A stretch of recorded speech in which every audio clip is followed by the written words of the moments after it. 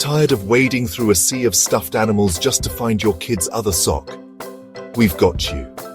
Parenthood comes with a lot of surprises, but a cluttered playroom doesn't have to be one of them. Here's how we tamed the chaos and made cleanup actually fun. First, we started with clear bins. See-through magic. Kids can spot their favorite toy without dumping everything on the floor.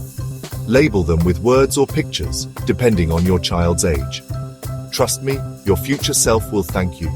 Next, we used low shelves so little hands can reach what they need, and put it back when they're done. No more climbing furniture or "Mum, where's my dinosaur?" every 5 minutes. We also created zones, a cozy nook for reading, a building area for blocks, and an arts table that's washable because markers. Keeping activities separate helps kids focus and makes cleaning up way less overwhelming. Bonus tip: rotate toys. Stash some away and swap them out every few weeks. Suddenly, old toys feel new again, and there's less stuff to trip over.